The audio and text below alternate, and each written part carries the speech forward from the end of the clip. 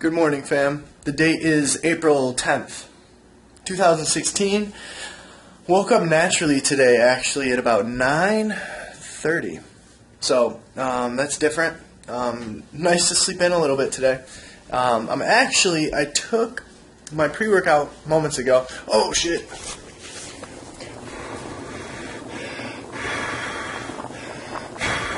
This was going to be the main topic of the video. I just got sidetracked. Took my pre-workout a moment ago, been meal prepping all morning. Actually, for about 40 minutes. I've got my portions out with 150 grams of vegetables and 200 grams of rice. And then I'm cooking up more rice because I didn't realize how big a serving was of rice.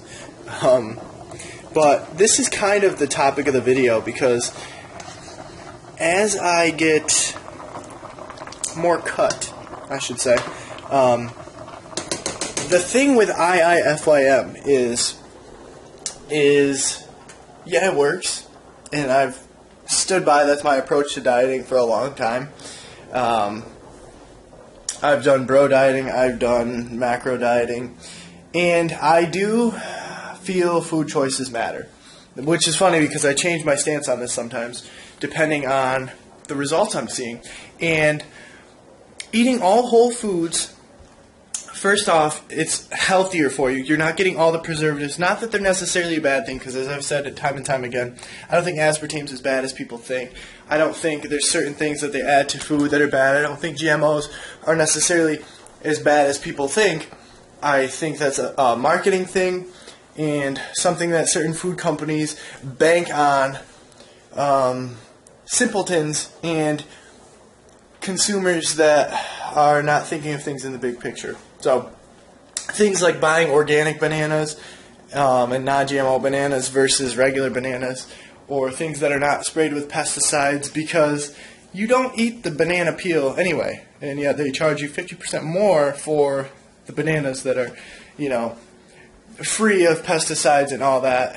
So that's one of the things that doesn't really make much sense to me. But I say just eat the banana. It's fruit. Yes, there's certain things added to certain foods that you really need to pay attention to if you're having an excess of them. But anything in moderation, is all right. That's just besides the point. I'm thinking of things in terms of results, right? 100% optimal sake, bro dieting is better. Sorry if you can't. Why bro dieting is better, or meal plan dieting is better, or clean eating is better, is because you're 100% getting more micronutrient dense foods, right? Obviously, the idea behind flexible dieting is to fit in the junk food, but so many people, and I find myself guilty of this as well, is eating tons of junk and really not eating that many whole foods. I find myself with work eating a lot of protein bars, Lenny and Larry cookies, just random shit that really, I feel like your body has a hard time breaking it down, because there's times where I go days without shitting, and I'm getting 60, 70 grams of fiber a day. And someone brought up the idea that diets extremely high in dietary fiber cause you not to shit, but that's totally not true. It's just going to cause a malabsorption of nutrients, be it iron, magnesium, certain vitamins. That's the main thing. You're not really going to have that flux, I guess, of too much fiber causing you not to shit. So that's false.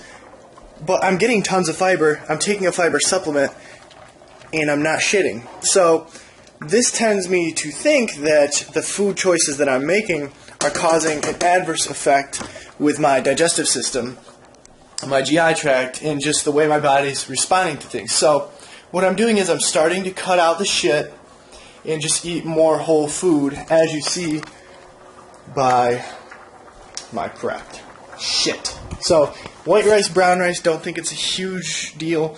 They're both a complex carbohydrate. I have half brown rice there, half white rice. So doesn't matter. The macronutrient profile is close enough. And then obviously the vegetables. I love my vegetables. It's just the fact of cooking them that's kind of daunting, because I don't have much time in the day to actually get shit done. So what I'm doing is I'm taking a conscious effort to improve my overall well-being as well as my digestive health, and see if this switch over from the protein bars and just random shit makes an impact. Am I still going to have Chipotle sometimes? Of course. Am I still going to have grilled chicken sandwiches without sauce from McDonald's? Of course. That's a pro tip. 4 grams of fat, like 48 carbs, and like 25 protein or something like that in one of those sandwiches. They're kind of expensive. They're like $4.50. But, dude, try that shit. They're delicious. It's just lettuce, tomato, chicken on those fucking buns, man. But, that's one reason, is just for my digestive health. Another reason is for the added phytonutrients that I'm guaranteeing myself from these foods, versus, you know, the processed shit that's not really whole food. Again, don't get me off as some hippie that's like anti-processed food, because you guys know the way I dieted. I used to have ice cream like days before my bodybuilding shows. I know it works, but I don't think it's optimal. And this way, another thing is you're having complete control over everything. So your sodium levels aren't going to be all over the place. So you're not necessarily going to be retaining all that water on certain days throughout the week. Because I know my weight fluctuates like fucking crazy. There were days I was 212. The next day I woke up, I was 217. Didn't binge, didn't do anything. I just retained water and didn't shit that day. So it happens. You're not going to see as huge fluctuations, and you're going to reduce the amount of water you retain. That's one thing I found when I prepped with my old coach, Paul, is when I started my bro dieting, I would drop weight like that so fast because of the water, and I felt fuller, I guess. It could be due to certain supplements that I take. Like recently, I've been way more full due to the supplementation of things like 7-keto, DHEA, and like BioGrow, and various other things too. But those are like the main ones that stand out to me. And that's kind of the idea. Also, another thing I started doing was supplementing with probiotics and digestive enzymes. So we're going to see if that alleviates my issue a little bit. I'm changing a ton of factors all at once, but I just want this problem gone and solved, because I don't like feeling like this. I don't like feeling bloated all the time. And you know, I think it's going to benefit me in the long term. And also, just, you are what you eat. If you're eating random cookies and shit and all this garbage, fucking, you know, it's going to reflect your physique and how you feel. So, eat your rice, eat your fucking vegetables, eat your chicken. I'm closing out this video. This is just kind of a public service announcement that if you want optimal results, you know, you could track things more accurately. Meal plan dieting or clean food dieting, because as you know, food labels can be off by 20%. So say you're getting something that is 200 calories, that could be 40 calories more than you're actually thinking. So you're getting in 240 in that 200 calorie thing. Or 400 calories, you're getting 80 calories extra, which that could be a huge difference, whether you believe it or not, throughout your day. So accuracy's sake, optimal sake, I don't fucking know if that's even a word, for my digestive health, for overall well-being and bodily functions, phytonutrients. The list goes on and on, but I'm trying to get shredded fast. Skyping with Jeff coming in the next 3 weeks, I guess, and we're going to discuss the game plan and see what happens.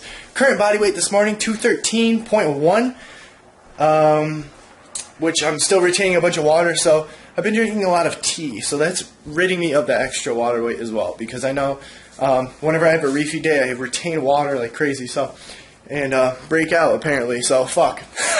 Hope you like this video, guys. I'll see you in the next one. Time to get shredded, bitch.